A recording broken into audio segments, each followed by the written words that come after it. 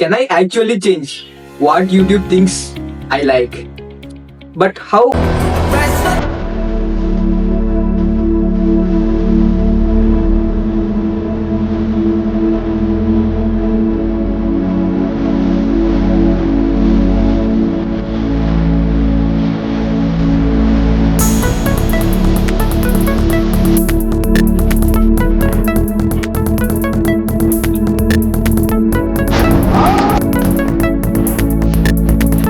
Random గా నేను ఒక టాపిక్ సెలెక్ట్ చేసుకున్నా, like watching cars. After few days I watched car videos only in YouTube or in Instagram, anything, any platform. So I found something is looks strange. When I start watching cars on the first day, YouTube don't completely replace my feed. It started mixed my old interest with the cars. So I had one question: did I just teach an algorithm something about me? Before doing anything, I recorded my normal YouTube homepage. This was my baseline. So then on day 1, I started watching car related videos. And when I came back to the homepage, it wasn't suddenly all cars.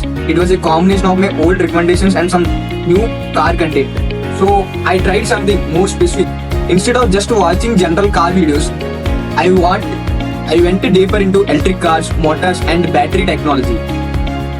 And again, my old feed didn't disappear, but the amount of car related content increased.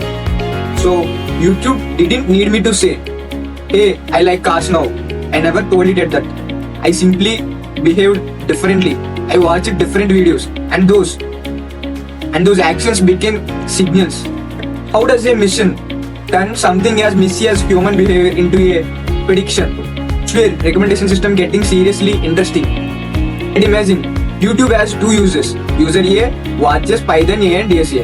User B watches Python A and DSA too. They are behaving similarly. Now imagine user B watches completely a new video about GPUs. User A has never watched that video, but the system now has a reason to consider it for user A also. Why? Because this is the basic idea behind collaborative filtering. The system doesn't necessarily need to know exactly what you want if it can learn from patterns across many users. And there is a problem. What if 2 people don't watch exactly the same video? One person watches Python, pandas and data analysis. Another person watches machine learning, neural networks and TensorFlow. What happens? They don't have many identical videos, but there may be a hidden relationship between their interests. This is where machine learning system can use embeddings. Imagine an invisible mathematical map where related users or content can end up closer together. The important part is that we don't manually tell the model every relationship. It can learn statistical patterns from huge amounts of interaction data. Now imagine YouTube has an enormous amount of content. It can't simply treat every video as an equally likely recommendation and carefully analyze everything for every person. So how? Recommendation system commonly uses a funnel like this. First, candidate generation finds potentially relevant content. Then a ranking stage can evaluate those candidates more carefully. And finally, other considerations can affect what actually gets shown. So the question isn't simply which video is best. It's closest to which videos are worth considering for this particular person right now. And here is the path I find most interesting. YouTube recommends something to you, then you react. Maybe you click, maybe you watch for a long time, maybe you immediately leave. That reaction can become another signal. So the system doesn't learn from your old behavior. Its own recommendations can generate new information about you. And suddenly my little car experiment made much more sense. On day 0, YouTube had one set of signals about me. Then I started watching cars. Day 1, old interest plus some cars. Day 2, still my old interest but more cars related recommendations. It didn't have to erase my old interest. It could simply update its picture of what I might be interested. What makes the video credible? There's something important here. My experiment doesn't prove that I discovered YouTube exact algorithm. We can't see YouTube private modes. And one person's experiment isn't enough to prove exactly why every recommendation appeared. What we can say is that my viewing behavior changed and my recommendation visibly changed along with it. So maybe the interesting question isn't does YouTube know what I like?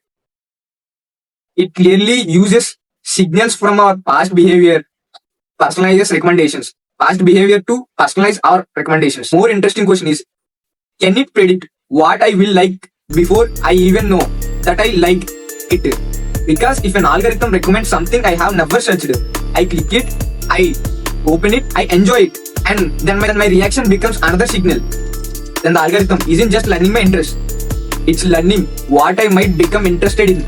And that gives me another mystery. How does an algorithm recommend something to a person it knows almost nothing about? This is the video about control plus unknown too. So I hope all you might understand how YouTube algorithms works. Not only YouTube, every algorithm works like this.